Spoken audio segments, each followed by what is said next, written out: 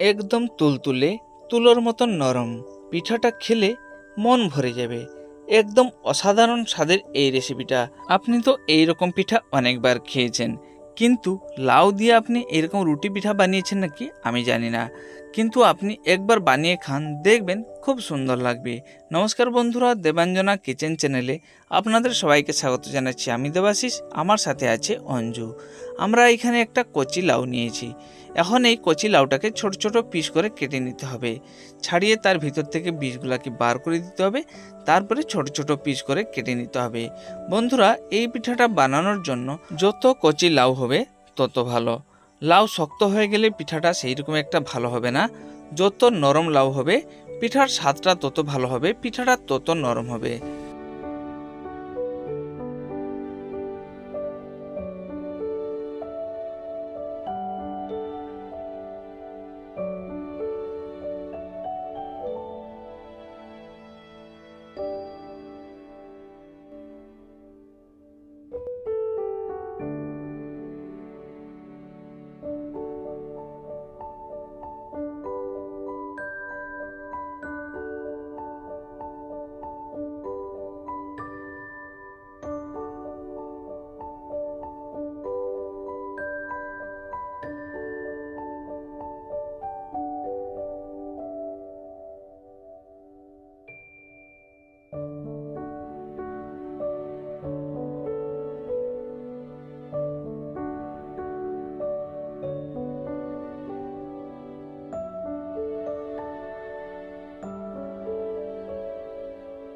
লাউগুলো এইরকম ছোট ছোট পিস করে কেটে নিতে হবে।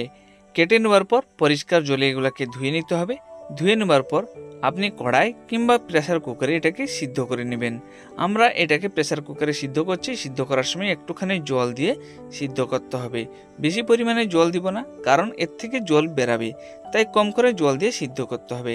কমসে কম একটা কিংবা দুটা সিটি মারা পর্যন্ত অপেক্ষা করতে হবে। তারপর এটাকে বার করে নিতে হবে। বেশি সময় এটাকে সিদ্ধ না করলে হবে।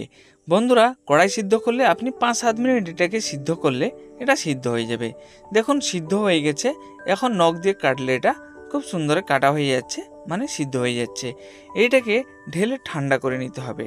ঠান্ডা করার পর এটাকে মিক্সার জারে ভর্তি করে গ্রাইন্ডিং করে নিতে হবে। বন্ধুরা, গরমের অবস্থায় আপনি গ্রাইন্ডিং করবেন না, ঠান্ডা হওয়ার পর এটাকে গ্রাইন্ডিং করবেন। একদম প্লেন করে গ্রাইন্ডিং করে নিতে হবে। দেখুন কত সুন্দর প্লেন হয়ে গেছে। এরকম গ্রাইন্ডিং করে যদি আমরা ফ্রিজের ভিতরে রেখে দিই, তাহলে 1 সপ্তাহ থেকে 10 দিনের পর্যন্ত এটা থাকবে। এইখানে আমরা পরিমাণ অনুযায়ী নিয়েছি লাউ বাটা, তাতে দিচ্ছি আতপ চালের গুঁড়া, যেটাকে চাল গুঁড়া বলা হয়, অনেকে বলে চালের আটা। একটা নারকেলকে কুড়িয়েতে দিয়ে দিয়েছি। 2 থেকে 3 চামচ এতে চিনি দিতে হবে। চিনির পরিমাণটা কখনো বেশি দিবে না। চিনির পরিমাণ বেশি হয়ে গেলে খেতে তো ভালো লাগবে, কিন্তু পিঠা তৈরি করার সময় পুড়ে যাবে। আর এতে স্বাদ হিসাবে একটুখানি লবণ দিতে হবে। লবণ না দিলে কিন্তু ভালো হবে না। এবারে এটাকে এর সাথে ভালো করে গুলিয়ে নিতে হবে। এত মোটা হলে হবে না, এতে জল দিতে হবে, কিন্তু বেশি পাতলা করলেও ভালো হবে না, তাই অল্প অল্প জল দিয়ে গুলাতে হবে। বেশি মোটা হলে কি হবে, পিঠাটা আমাদের কাঁচা রয়ে যাবে। বেশি পাতলা হলে ভালো হবে না। এতে এখনো একটুখানি জল দিয়ে আবার গুলাতে হবে। এত মোটা হলে ভালো হবে না। দেখুন এইরকম পাতলা হলে হবে, কিংবা আর একটু পাতলা হলে হবে। বেশি মোটা করলে পিঠা কাঁচা রয়ে যাবে। এবারে কড়াই একটুখানি তেল দিতে হবে। তেল কিংবা ঘি দিয়ে একটা পরিষ্কার কাপড় দিয়ে লাগিয়ে নিতে হবে, নাহলে বেগুনের বোঁখা কিংবা কলার ডাঁটা দিয়েও আপনি লাগিয়ে নিতে পারেন। এবারে কম কম করে বেটার দিয়ে পাতলা পাতলা করে মিলিয়ে নিতে হবে। কড়াটাকে তুলে এদিক ওদিক ঘুরালে এটা পাতলা পাতলা করে মিলা হয়ে যাবে। নাহলে যেই চামচ কিংবা আমরা বাটি ব্যবহার করব, তার পিছন দিকটা দিয়ে এটাকে পাতলা পাতলা করে আমরা মিলিয়ে নিতে পারবো। কিছুক্ষণ এটাকে এরকম ঢাকা দিয়ে রেখে দিতে হবে, যাতে তাড়াতাড়ি পিঠাটা আমাদের হয়ে যায়। এবারে এটাকে উল্টিয়ে নিতে হবে। মাঝে মাঝে উল্টিয়ে নিতে হবে, একবার কিংবা দুবার এটাকে এদিক ওদিক করে উল্টিয়ে নেওয়ার পর দেখবেন পিঠা হয়ে যাবে। আপনি হয়তো বাড়িতে অনেকবার রুটি পিঠা বানিয়েছেন, কিন্তু আমি বলবো আপনি লাউ বাটা দিয়ে একবার বানিয়ে দেখুন। দেখবেন কত নরম হয়, কত সুস্বাদু হয়।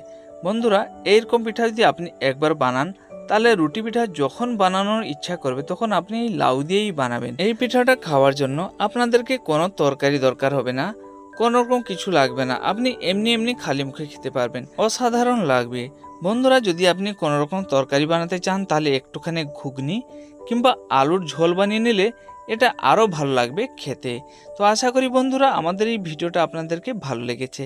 যদি ভালো লেগেছে তাহলে একটা লাইক করুন, চ্যানেলে প্রথম করে থাকলে সাবস্ক্রাইব করে নোটিফিকেশন বেলটাকে অন করে নিন। যখন কোনো নতুন ভিডিও আপলোড হবে সঙ্গে সঙ্গে আপনাদের কাছে নোটিফিকেশন চলে যাবে আর আপনারা দেখতে পারবেন। আমার এই ভিডিওটা আপনাদেরকে কেমন লাগলো কমেন্ট করে অবশ্যই জানাবেন। ভালো থাকুন, সুস্থ থাকুন, বাড়িতে একবার ট্রাই করে নিশ্চয়ই দেখবেন।